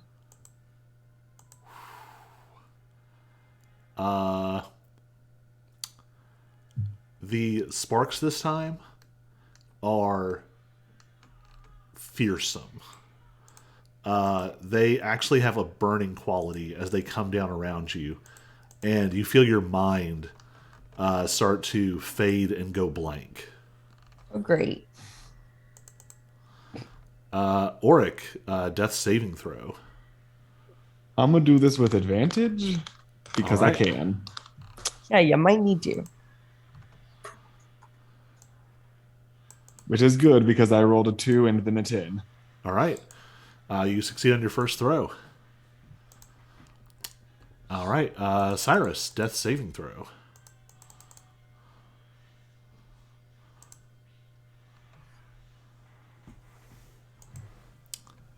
It always bugs me there's not a button. It's just a straight D20. Yep. Okay.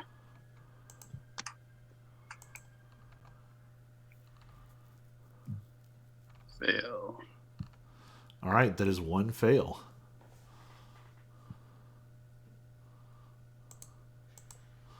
All right. That brings us.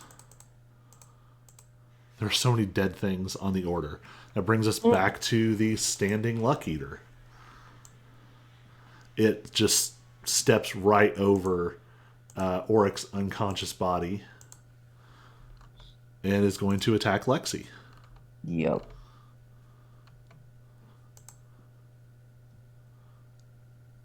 That's a 5 on the die for a 10. That does not hit. And you're kidding me. That's a nat 20. God damn it. That hits.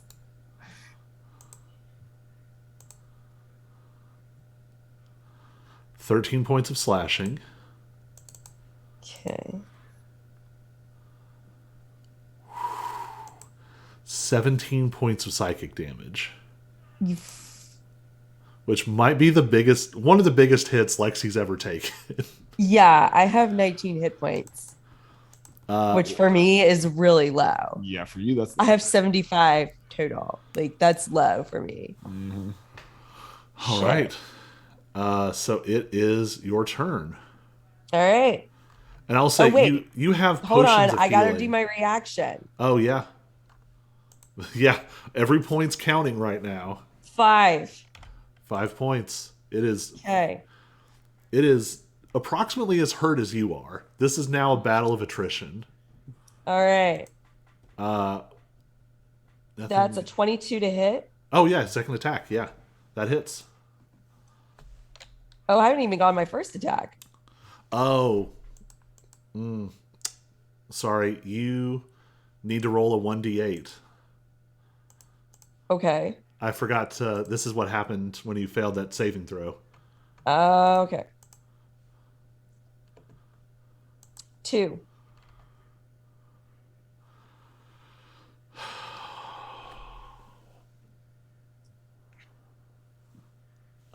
You do nothing this turn.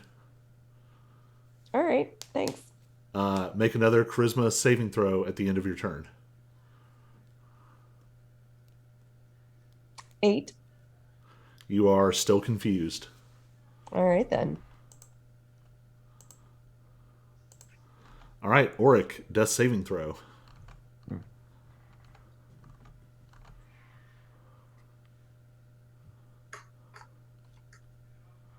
15. Success. And Cyrus.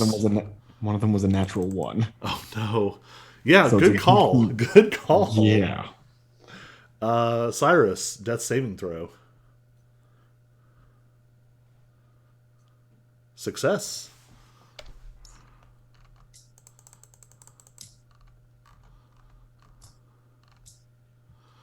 All right, it is the creature's turn.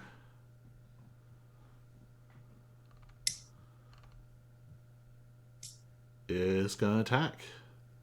Mm-hmm.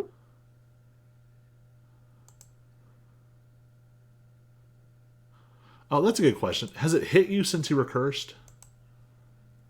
Yeah, I got the crit. Oh, okay. Yeah. Go ahead and give me another charisma saving throw. 17. Okay. So actually, you break it at the end of your turn Okay. because that first roll would. So you Right. will be back in your right mind on this next turn. Oh, good. So I got a dirty 20 to hit. Yeah, that'll hit. 5 slashing.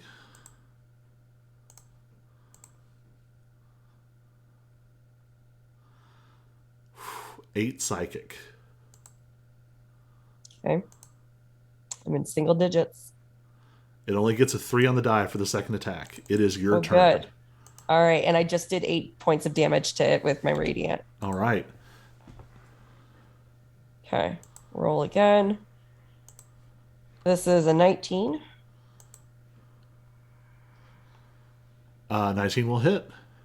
Okay.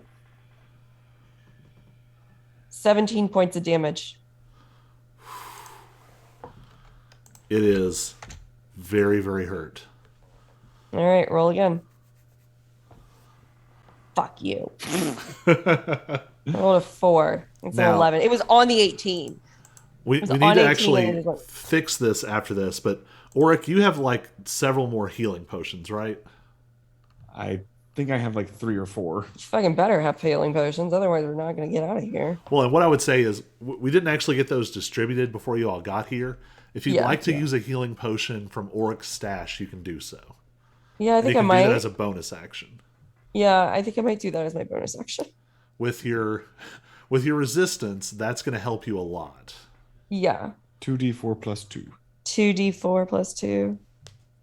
That's a d6. Hold on.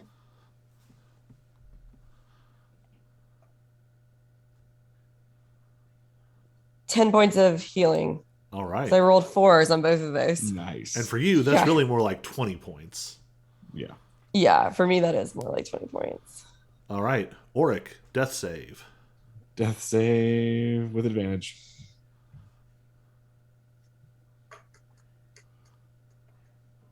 And one of those was I rolled a 1 and a 20.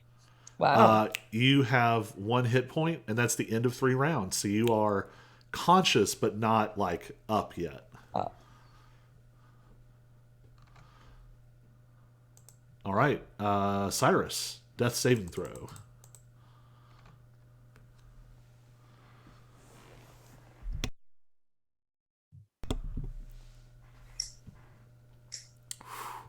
That is another fail. So you're at 1 success, 2 fails. It is the creature's turn. The Greater Luck Eater. It is locked in this. This is very much like last round of fight in a Rocky movie. This is just the two fighters just wailing at each other, and one of them is a giant cat.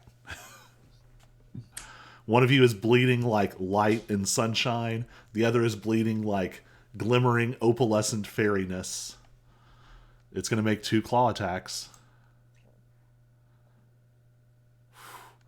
That is a 23 to hit. Yeah, that goes. 8 slashing.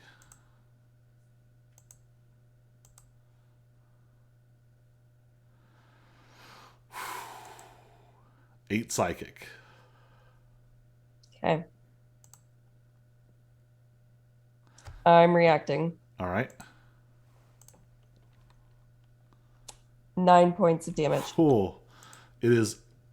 You all almost have the same health. It only Yeah. got an 8 on its next attack. So it is now your turn. Okay. Attacking. That's an 18 18 hits. with 14 points of damage. How do you finish this last Greater Luck Eater? Just over the head, slam down, like almost fall on it. Because All right. I'm almost dead. So you come down and it bursts apart into sparks. I'm not going to make you roll for that. Oh, thank God. So there is chaos all around. I assume one of you is going to revive Cyrus. Yeah. Yeah, since I'm next in initiative order, I immediately crawl over and shove a healing potion down his throat. Make a perception check with advantage.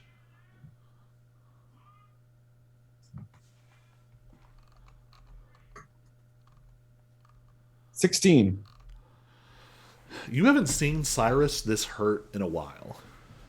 And as you crawl over there towards unconscious Cyrus, you can actually see that he's breathing pretty quickly. And it's a little ragged and it's very fast. But as you crawl over, you notice...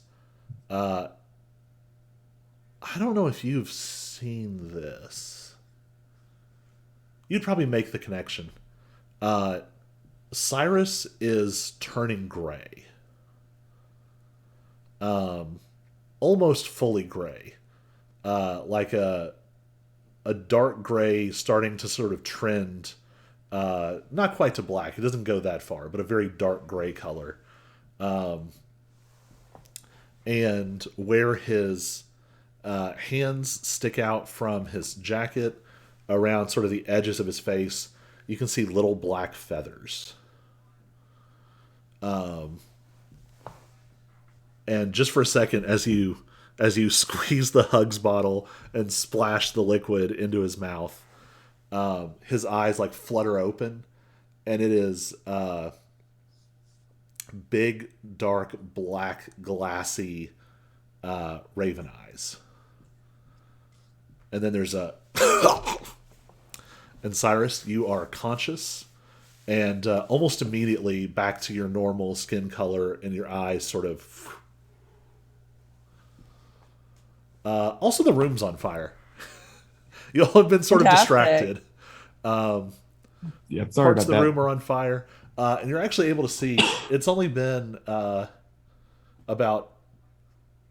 Let's see, so... It's been almost a minute since you all blew up the anchor for the semblance spell here.